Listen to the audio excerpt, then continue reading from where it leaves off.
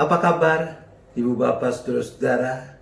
Semoga kita semua tetap ada di dalam naungan tangan kasih Tuhan yang penuh rahmat itu. Malam ini, cerita yang mendasari refleksi kita berjudul Anda termasuk yang mana?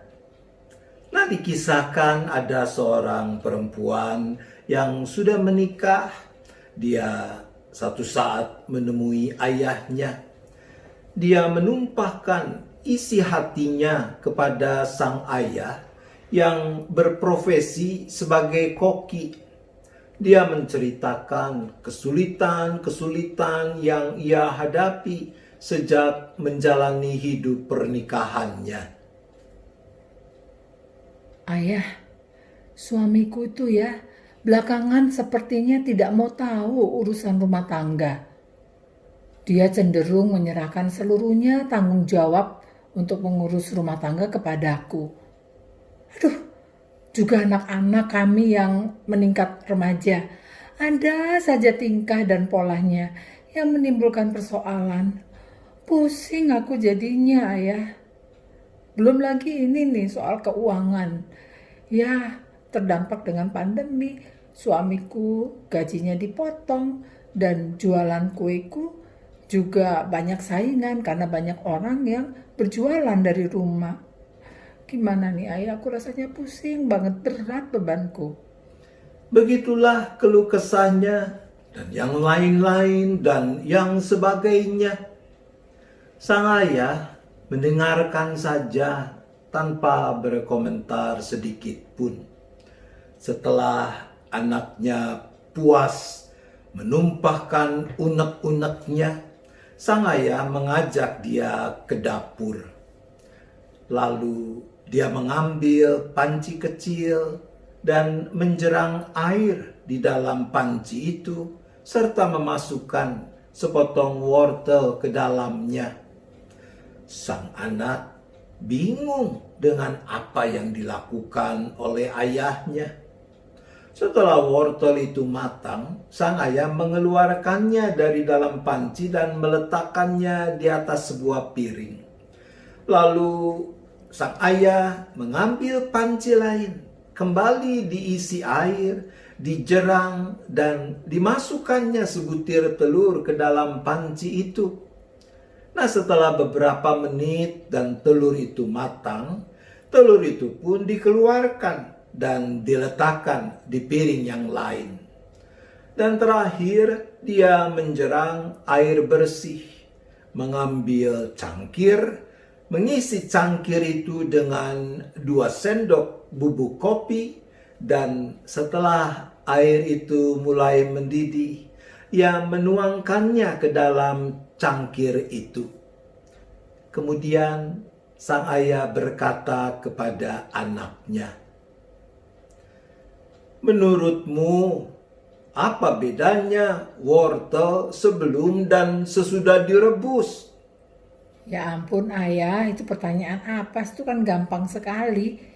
Ya wortel sebelum direbus pasti keras, tapi sesudah direbus menjadi lunak. Baik. Nah, kalau telur, apa bedanya telur sebelum dan sesudah direbus? Ayah, telur itu kan sebelum direbus isinya lunak, tapi sesudah direbus isinya mengeras. Emangnya kenapa? Betul sekali katamu itu. Itulah gambaran-gambaran model atau tipe manusia ketika direbus oleh kesusahan, penderitaan, kesengsaraan. Ada yang tipe wortel, orang-orang yang semula tegar, memegang teguh prinsip yang luhur dalam hidupnya. Tetapi sesudah direbus oleh kesusahan, penderitaan, kesengsaraan, lambat laun menjadi lunak. Mereka kehilangan ketegaran hati, pupus juga prinsip-prinsip luhur yang semula mereka pegang. Dan tipe kedua adalah tipe telur. Sekilas dari luar, dari penampakan kulitnya, sebelum dan sesudah direbus, telur sama saja.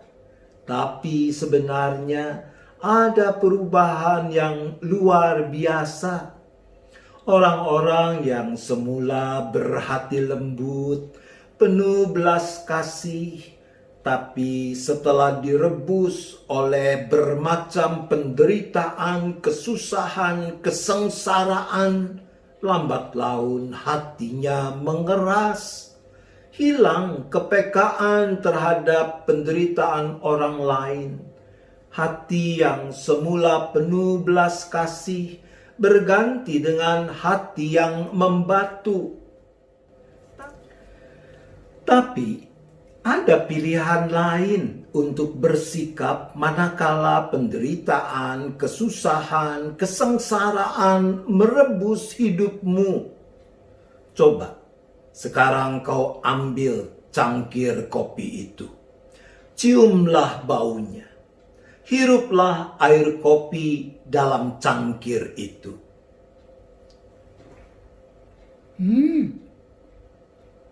Harum baunya. Enak sekali, Ayah.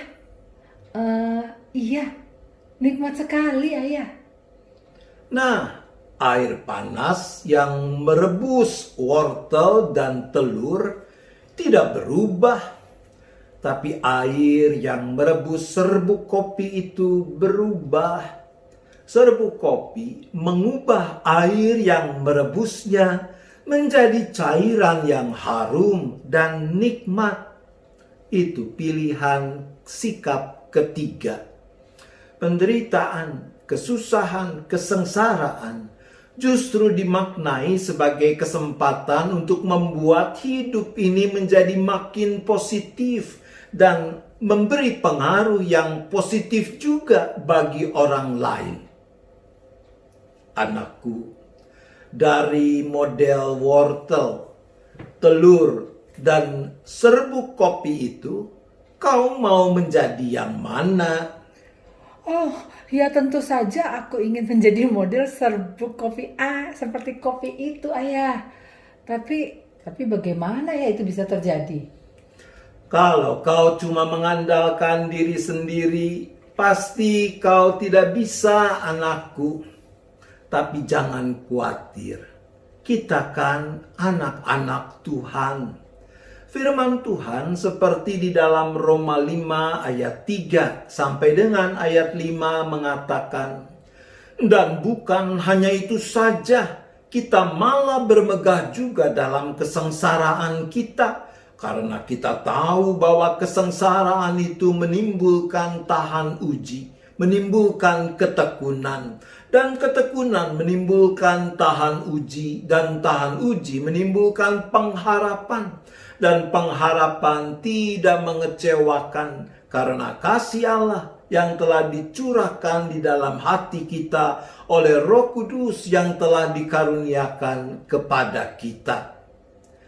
Dengan kekuatan dan hikmat Roh Kudus, kesengsaraan justru menghasilkan ketekunan untuk kita makin berserah kepada Tuhan. Ketekunan seperti itu akan membuat kita tahan uji, karena kasih Allah yang menguatkan kita, meneguhkan pengharapan kita. Nah, sekarang pulanglah dan jadilah seperti serbuk kopi. Baiklah, Ayah. Terima kasih. Amin. Kita kembali bersyafaat. Bapa di sorga, sekarang kami datang lagi di dalam syafaat kami. Kami percaya Bapa berkenan mendengar, bahkan mengabulkan seturut kehendak dan kebenaran-Mu. Pertama, kami mohon pengampunan sekiranya kami pernah atau masih bersikap model wortel atau telur yang direbus manakala kami berhadapan dengan penderitaan, dengan kesusahan. Untuk itu kami berdoa, Maka kami juga mohon hikmat dan kekuatan, agar mampu terus menumbuhkan dan merawat ketekunan, tahan uji dan pengharapan, manakala hidup ini seperti direbus oleh rupa-rupa penderitaan, kesusahan dan kesengsaraan. Untuk itu kami berdoa.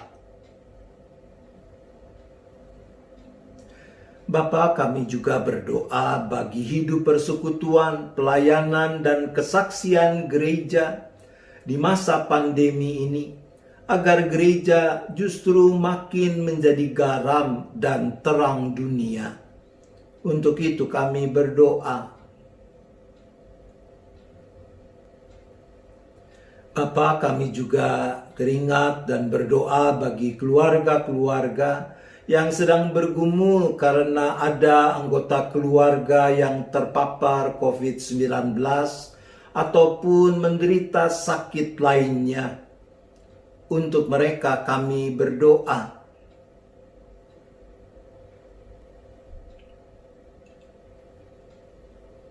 Kami juga berdoa bagi keluarga-keluarga yang sedang menghadapi kesulitan keuangan, finansial sebagai dampak samping dari pandemi yang terjadi. Untuk mereka kami berdoa.